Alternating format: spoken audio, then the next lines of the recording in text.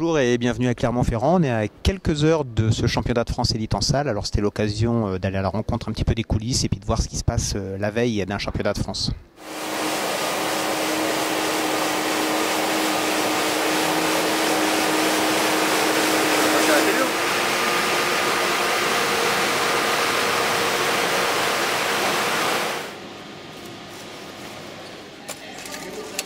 Alors je suis en compagnie de Paul Castel de Mad Sport Timing, vous voyez c'est marqué là.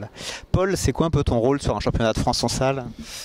Alors sur un championnat de France en salle, c'est une configuration quasiment complète du chronomètre qu'on peut retrouver en chronométrage. Donc c'est le système de photo finish, donc ça c'est du réseau. On a également les afficheurs, donc on peut voir tout autour du stade. Et également, nous, on fait de la saisie de données, donc sur les concours principalement. Ça remonte en cabine chrono et puis derrière, c'est dispatché sur les résultats, les stats et les infos de la Fédé. Alors sur les concours, on est quand même sur un mesurage manuel pour l'instant. Hein. Oui, ouais. Des technologies existent électroniques, mais là, ils ont privilégié mesure manuelle avec derrière une saisie manuelle. Et derrière, c'est relié informatiquement via un réseau Wi-Fi dans la salle. Alors nous, on a envie de savoir, parce que c'est des choses qu'on ne voit jamais, c'est combien de temps d'installation? Vous arrivez la veille généralement sur un championnat de France en salle? Voilà, généralement c'est une journée d'installation. Donc là, nous on est arrivé hier soir, c'est-à-dire là. Pour combien de personnes?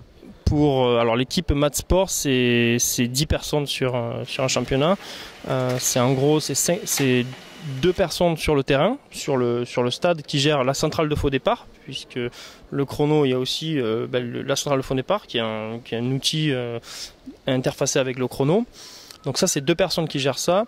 On a 3 personnes en cabine chrono.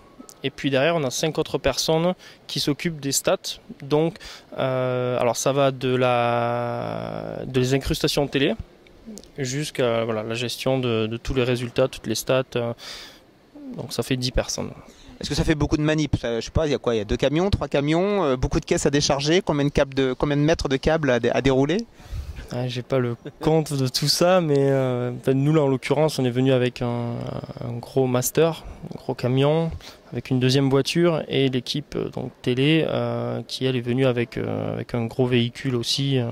Alors cette salle elle a la particularité je crois d'être équipée déjà non, au niveau d'être câblée par rapport à d'autres salles où par contre là il faut vraiment dérouler des mètres et des mètres de câbles.